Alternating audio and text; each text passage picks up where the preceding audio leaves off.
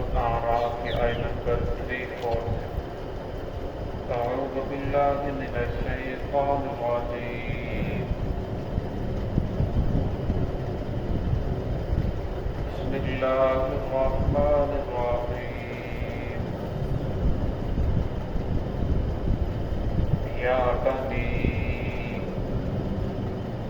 آدم إما يأتينكم رسل منكم يقصون عليكم آياتي فمن اتقى وأصلح فلا خوف عليهم ولا هم يحزنون. والذين كذبوا بآياتنا واستكبروا عنها أولئك أصحاب النار هم فيها خالدون. بسم الله الرحمن الرحيم. يا بني آدم إما يأتينكم رسل منكم يقصون عليكم آياتي فمن اتقى وأصلح فلا خوف عليهم ولا هم يحزنون. والذين كذبوا بآياتنا واستكبروا عنها أولئك أصحاب النار هم فيها خالدون. یا بنی آدم، ہے بنی آدم، آدم علیہ السلام کے اولاد، اما یأتینکم رسل منکم، اگر آئیں تمہارے پاس تمہیں میں سے رسول، یقصون علیکم آیاتی، وہ بیان کریں تم پر میری آیات کو، فمن اتقى واصلح، وہ شخص جس نے تقوی اختیار کیا، واصلح، اور اپنی اصلاح کی، فلا خوف علیہم، ان پر نہ کوئی خوف ہوگا، ولا هم يحزنون، اور نہ وہ غمگین ہوں گے. والذین کذبوا بآیاتنا، وہ لوگ جنہوں نے جھٹلایا ہماری آیات کو، واستکبروا عنہا، اور انہوں نے اس سے تکبر کیا، اولئک اصحاب النار، یہی لوگ آگ والے ہیں، ہم فیہا خالدون، اور ہمیشہ ہمیشہ اس میں رہیں گے. اس پہلی آیت کے اندر اللہ رب العزت نے اولاد آدم کو اس بات کی طرف توجہ دلائی کہ تمہارے پاس اگر رسول آئیں تمہیں میں سے، اور فرمایا کہ وہ تم پر میری آیات کو تلاوت کریں، یقصون علیکم آیاتی فمن اتقى، اور پھر ان آیات کے اوپر ایمان لے کرو، اللہ سے رضاعت کے ساتھ تقوی اختیار کرو. فرمایا جو ان کی بات کو مانے گا، اپنی اصلاح کر لے گا، فلا خوف علیہم ولا هم یحزنون، ان کے اوپر دنیا میں بھی کوئی خوف نہیں ہوگا اور آخرت میں بھی کوئی غمگین نہیں ہوں گے. اس سے جو قادیانیوں کا فرقہ ہے وہ یہاں سے یہ استدلال کرتے ہیں اس آیت سے کہ وہ فرماتے ہیں کہ نبوت جاری ہے. استدلال اس طرح کرتے ہیں کہ یا بنی آدم اما یأتینکم، اے بنی آدم اگر آئے تمہارے پاس رسول، منکم تمہیں میں سے، یقصون علیکم آیاتی، اور تم پر جو ہے آیات کو تلاوت کریں، بیان کریں، تو ان کی بات کو سنو. وہ کہتے ہیں کہ دیکھو اللہ رب العزت نے قرآن پاک میں ارشاد فرما دیا کہ تمہارے پاس رسول آئیں گے، تو اس کا مطلب ہے کہ رسول آتے رہیں گے، نبوت ختم نہیں ہوئی بلکہ نبوت جاری ہے. حالانکہ اس آیت جس وقت نوع انسانی چلی اس وقت اللہ رب العزت نے ان کو یہ خطاب فرمایا کہ تمہارے پاس رسول آئیں گے تمہیں میں سے جو تم پر میری آیات کی تلاوت کریں گے. اور تمہیں پڑھ کر سنائیں گے، آیات کو بیان کریں گے۔ یہ سلسلہ چلتا رہا۔ آدم علیہ السلام کے بعد اللہ رب العزت نے انبیاء کا سلسلہ جب چلایا، انبیاء آتے رہے، لوگوں کو حق کی طرف بلاتے رہے۔ آخر میں عیسیٰ علیہ السلام تشریف لائے تو عیسیٰ علیہ السلام نے خوشخبری دی، مبشرا برسول یأتی من بعد اسمہ احمد، 2812 ہے سورہ صف کے اندر انہوں نے خوشخبری دی کہ میں آپ کو خوشخبری دیتا ہوں، میرے بعد ایک نبی ہوں گے جن کا نام احمد ہوگا۔ اس لیے وسلم فرمایا کرتے تھے کہ میرا نام محمد بھی ہے اور میرا نام احمد بھی ہے۔ جب آپ صلی اللہ علیہ وسلم دنیا کے اندر تشریف لے آئے تو پھر اللہ رب العزت نے قرآن پاک کی آیت نازل فرمائی، ما کان محمد ابا احد من رجالکم ولکن رسول اللہ وخاتم النبیین، کہ محمد صلی اللہ علیہ وسلم تم مردوں میں سے کسی کے باپ نہیں ہیں، اور فرمایا وہ اللہ رب العزت کے رسول ہیں، وخاتم النبیین، اور نبیوں کے اوپر مہر ہے۔ اب قیامت تک کوئی نبی نہیں آئے گا، آخری نبی محمد رسول اللہ صلی اللہ علیہ وسلم ہے۔ آپ صلی اللہ علیہ وسلم کے 3 بیٹے تھے، قاسم، عبداللہ اور ابراہیم۔ عبداللہ کا لقب اور طاہر اور طیب بھی تھا۔ یہ تینوں بیٹے بچپنے کے اندر فوت ہو گئے، کوئی بھی رجال رجل یعنی جسے مرد کہا جاتا ہے بلوغت کو کوئی بھی نہیں پہنچا، بلکہ یہ بچپنے کے اندر فوت ہو گئے۔ آپ صلی اللہ علیہ وسلم کی 4 بیٹیاں ہیں، حضرت زینب ہے، حضرت رقیہ ہے، ام کلثوم ہے، اور سب سے چھوٹی حضرت فاطمہ الزہرا ہے۔ حضرت رقیہ رضی اللہ تعالی عنہ کا جو نکاح ہے وہ رقیہ اور ام کلثوم یہ عثمان غنی رضی اللہ عنہ کے نکاح کے اندر آئی۔ پہلے ان دونوں کا نکاح ابو لہب کے بیٹوں کے ساتھ ہوا تھا۔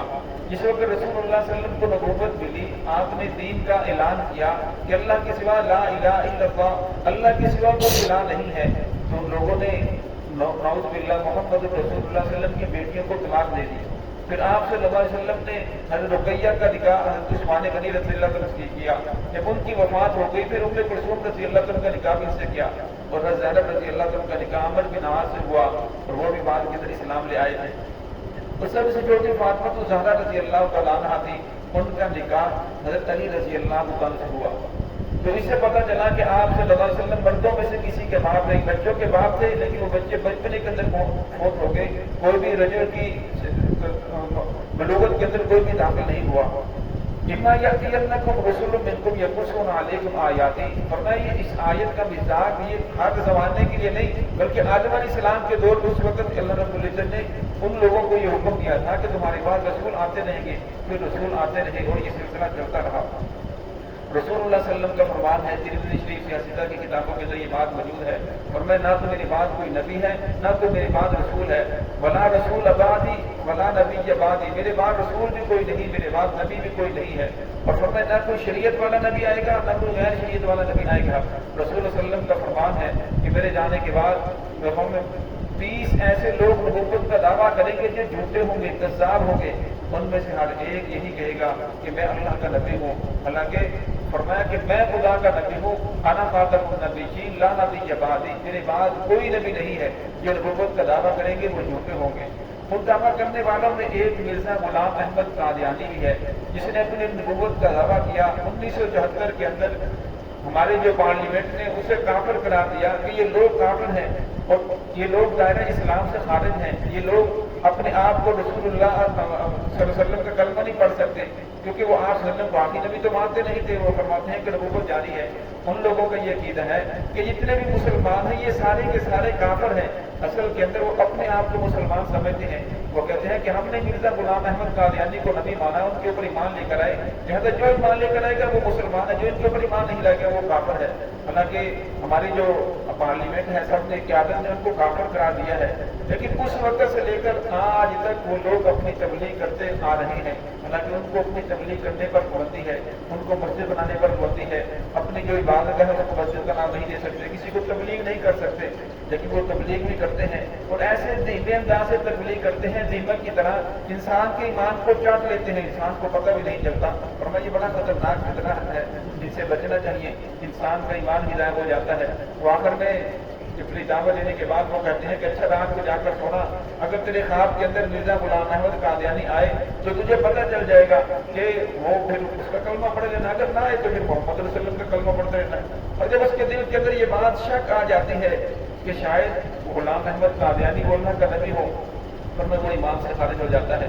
جب ایمان سے خارج ہو جاتا ہے پھر جب رات کو سوتا ہے پھر شیطان مرزا غلام احمد قادیانی کی شکل کے اندر اس کے خواب کے اندر آتا ہے، اور اس آ کر کہتا ہے میں اللہ کا نبی ہوں، اس کا کلمہ پڑھ لیتا ہے اور ہمیشہ ہمیشہ کے لیے وہ انسان ایمان سے خارج ہو جاتا ہے۔ تو میں اس فتنے کو سمجھنا چاہیے اور اس سے بچنا چاہیے۔ اللہ رب العزت فرماتا ہے فمن اتقى، جس نے انبیاء کی تعلیم کو سنا پھر وہ ڈر گیا، واصلح، اور اس نے اپنا رخ سیدھا کر لیا، فلا خوف علیہم ولا هم يحزنون، اور ان کے اوپر نہ تو کوئی خوف ہوگا نہ وہ غمگین ہوں گے۔ والذین کذبوا بآیاتنا، اور وہ لوگ جنہوں نے ہماری آیات کو جھٹلا دیا، واستكبروا عنها، اور انہوں نے تکبر کیا، اولئک اصحاب النار، یہ لوگ آگ والے ہیں اور ہمیشہ ہمیشہ اسی آگ کے اندر رہیں گے۔ اب تکبر سے مراد تکبر سب سے پہلے شیطان نے کیا، اور اس نے تکبر کیا خلقتنی من نار و خلقتہ من طین، کہ مجھے تو آگ سے پیدا کیا ہے اور آدم علیہ السلام کو مٹی سے پیدا کیا ہے۔ اس تکبر کی وجہ سے وہ ہمیشہ ہمیشہ کے لیے مردود ہو گیا۔ اب وسلم کی حدیث ہے کہ جس کے دل کے اندر رائی کے دانے کے برابر کی تکبر ہو وہ انسان جنت کے اندر داخل نہیں ہوگا۔